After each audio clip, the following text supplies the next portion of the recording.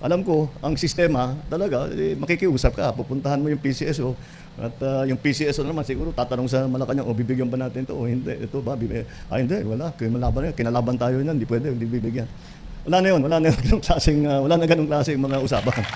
Nandito kami lahat ang pamahalaan upang tiyakin na lahat ng tulong na maibigay ng pamahalaan para sa pag-alaga sa ating mga kababayan ay ginagawa natin. Dito pa si Sunny Angara, Secretary ng DepEd, kasama ko dahil galing naman kami sa isang eskwelahan kung saan kami naglagay ng Starlink para may internet na ngayon doon. For the first time, nakakatuwa yung mga bata, mas marunong doon sa teacher nila kung paano gumamit ng internet. But ngayon, and that is another part of our program, magkakaroon ng internet lahat ng eskwelahan ng buong Pilipinas by the end of this year. Ladies and gentlemen, the President of the Republic of the Philippines, His Excellency Ferdinand R. Marcos Jr.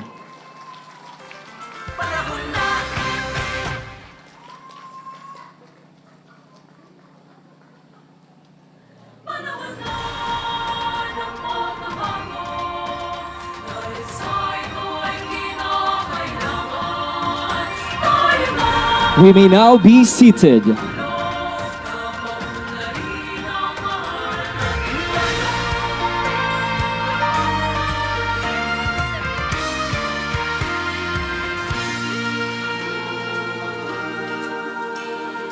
na ng pagbabago dahil sa ito ay Good morning, ladies and gentlemen. We are gathered here today for the distribution of the 106 patient transport vehicles in Zamboanga Peninsula and Lanao del Sur. And now may we call on PCSO General Manager Melquiades Robles to deliver his message.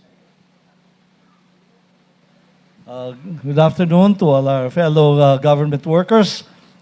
Kami po ay natutuwa at we have gathered here. This is a sign that you also partake with our mission of bringing healthcare sa ating pong mga kababayan. We bring the vehicles, literally the vehicles, but kayo po ang magiging partners namin sa paghatid ng mga kababayan natin na may karamdaman papunta po sa nearest hospital. Kung maalala niyo po, not so long ago, lahat kayo kailangan pong pumunta ng Manila to request at may requirements kayo. Ngayon po, kami na po ang tumatawag sa inyo, Mayor, na fill upan niyo na po ba? No? Alam niyo po, ganyan po ang nangyari, di po ba? Kami na po ang humahanap sa inyo. Yan po ang bagong Pilipinas. Dahil ang paglilingkod po ay hindi po naghihintay. Ang paglilingkod po ay pumupunta sa mga may nangangailangan. Ang mga may sakit ho ay walang panahon para maghintay. Sa talumpati po ng ating Pangulo sa SONA, mabigat na binigyan diin ang healthcare. At tinutuloy po natin yan sa pamamagitan ng ating mga ambulances o patient transport vehicle. Marami po sa inyo ang ngayon lang po nakatanggap. No? Di po ba? Sino po ba rito ang ngayon lang nakatanggap sa inyong town? Meron po tayo rito and we have the records. No? At ito po ang pinakamaganda pa na ginawa ng Pangulo. Hindi na po kayo gagastos ng napakalaking freight. Malaki pong gastos natin, papunta rito kung hihintayin natin kayo, hindi niya maghihintay ba kayo ng pambayad dyan? Ito po, sinagot na po ng Pangulo, ang transport and freight po ng mga patient transport vehicle dito. Maraming salamat, Mr. President, at natutuwa po kami lahat na nakikiisa ang buong bayan sa proyektong ito. Maraming salamat po. Good morning. Thank you, General Manager Robles. At this point, we shall now proceed with the ceremonial distribution of PTV keys to the beneficiary provinces including Zamboanga del Norte, Zamboanga del Sur, Zamboanga Sibugay, Lanao del Sur, Zamboanga City, and Isabela City, Basilan. May we request the President to proceed on stage and kindly lead the distribution. Likewise, may we invite PCSO General Manager Robles to please assist the President. First, may we call on the mayors of Zamboanga del Norte to please proceed on stage.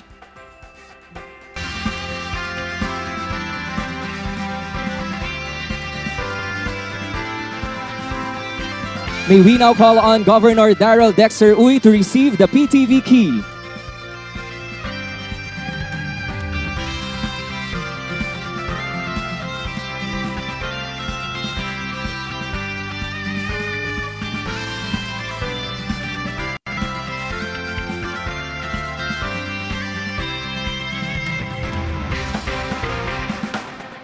A round of applause, please. Thank you. Next, may we call on the mayors of Zamboanga del Sur to please proceed on stage.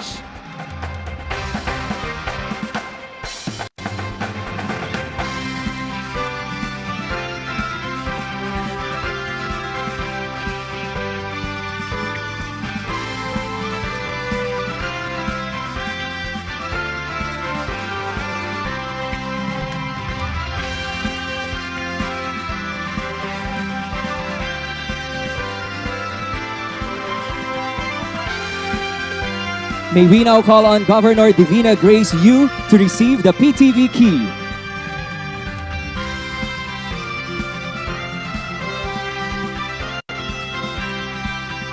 A round of applause, everyone. Thank you.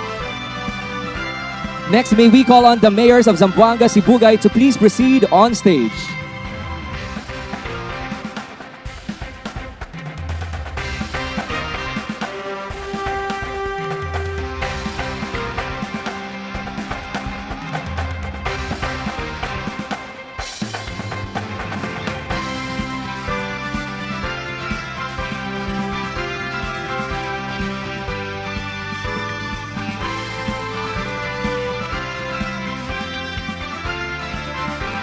May we now call on Governor Dulce Ann Hoffer to receive the PTV key. A round of applause, please. Thank you so much. Next, may we call on the mayors of Lanao del Sur to please proceed on stage.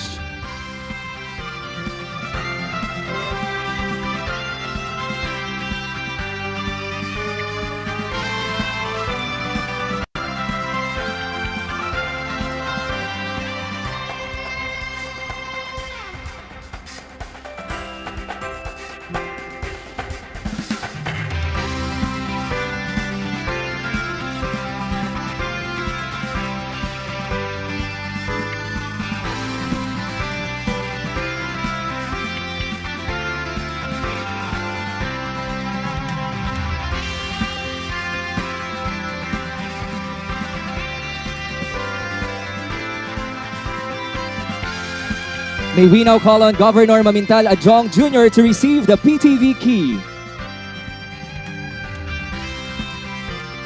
A round of applause, please. Thank you. Next, may we call on stage Mayor Kimer Adan Olaso of Zamboanga City to receive the PTV key.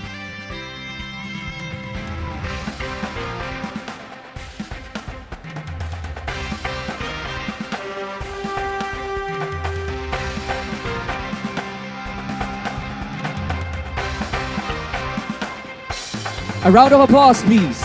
Thank you.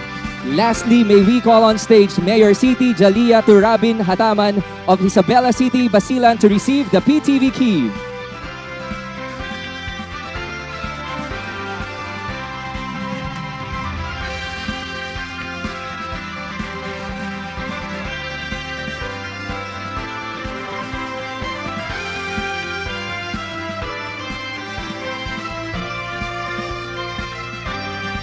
A round of applause, please. Thank you. Thank you, Mr. President, and congratulations to the recipients of the 106 patient transport vehicles.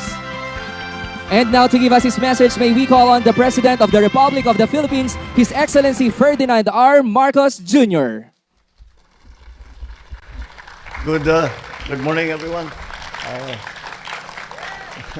Ang ating mga butihing ama ng mga lalawigan, please take your seats. The governors that are here today of the different provinces who will be recipients of these patient transport vehicles. And baka hindi alam ng iba, it is Gov. Darrell's birthday today. So nagdala kami ng regalo para sa iyo.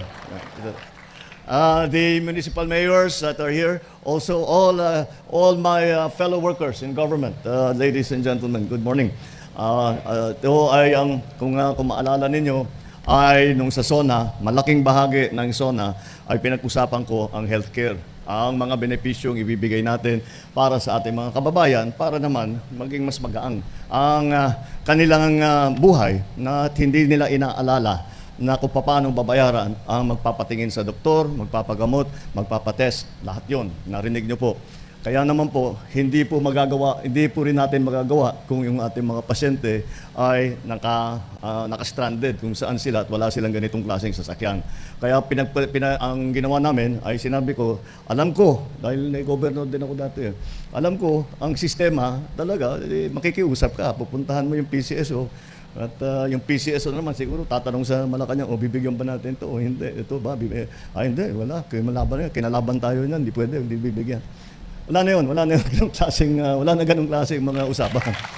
Basta, ang aming plano ay napakasimple lang. Unang-una, of the, 1,452 LGUs in the country, cities and municipalities in the country, lahat ito ay magkakaroon ng at least one of these patient transport vehicles. Nakapagbigay na kami since June of 2022, nakapagbigay ng PCSO ng 1,067 sa lahat ng mga ating LGU. At inuna namin, hindi namin muna prioritize yung mga lalaking lungsod, the big cities, because usually meron na silang mga facilities, hindi urgent. Yung mga maliliit ang inuna namin. Yung mga inumpisa natin 4th, 5th, 6th class na municipality. Then slowly we'll work our way back. Ang natin sana yung kabuuan ng ating pagbigay nitong patient transport vehicle ay matapos natin within the year. Magagawa na natin. And then patuloy pa rin ang bigay namin. Kasi yung ibang bayan, malaki naman talaga. Kailangan dalawa. So titignan na natin, adjust na natin. So ang minimum bawat bayan, bawat lungsod ay merong ganitong patient transport vehicle. Kung titignan ninyo, hindi ito kagaya ng mga nakikita natin sa television at saka sa sine, yung mga malaki na ambulansya. At may dahilan kung bakit ganito ang aming kinuha. Dahil ito ang pinaka-practical para sa Pilipinas. Dahil ang naging karanasan ng marami na nakakuha nga ng mga magagandang at malalaki na makikintab na ambulansya ay hindi naman makapasok sa maliliit na iskinita, hindi mapuntahan, hindi pwede mag-off-road dahil kailangan sa kalsada lang, kaya hindi makalapit doon kung saan yung susunduin yung pasyente. At pagka nasira, napakamahal ng pyesa, walang marunong mag-ayos. Ito, yun ang aming pinili na maraming pyesa makuha. Kahit sinong mekaniko kaya itong ayusin. Basta't alagaan lang ninyo at make sure na patagalin natin ito. At susundan po natin ng mga patient transport vehicle para doon pa sa nagkukulang. So patuloy ang aming ginagawa ito. Asahan ninyo na ang tibay ng katawan ng ating mga kababayan ay ang pinakamahalaga sa lahat. At nandito kami lahat ang pamahalaan upang tiyakin na lahat ng tulong na maibigay ng pamahalaan para sa pag-alaga sa ating mga kababayan ay ginagawa natin. Lahat ng makuha nating pondo na pwedeng gamitin, doon natin ilalagay. Nandito rin at saka education at saka infrastructure. Dito pa si Sani Angara, Secretary ng DepEd. Kasama ko dahil galing naman kami sa isang eskwelahan kung saan kami naglagay ng Starlink para may internet na ngayon doon. For the first time, nakakatuwa yung mga bata. Mas marunong doon sa teacher nila kung paano gumamit ng internet. But ngayon, and that is another part of our program, magkakaroon ng internet lahat ng eskwelahan ng buong Pilipinas by the end of this year. At bukod pa doon, magbibigay tayo ng data para libre ang paggamit sa internet para sa ating mga guro, para sa ating mga estudyante. So all of these are trying to bring together, make it easier. Mahirap na ang buhay. Ang trabaho, ang dapat na iniisip ng gobyerno ay paano pag-aangin ang buhay ng bawat isang Pilipino. And that's what we are trying to do. Tulungan nyo kami. We will do this. Basta magsama-sama tayo, magtulungan tayo. There is a lot that we can do. That is, we have achieved a great deal.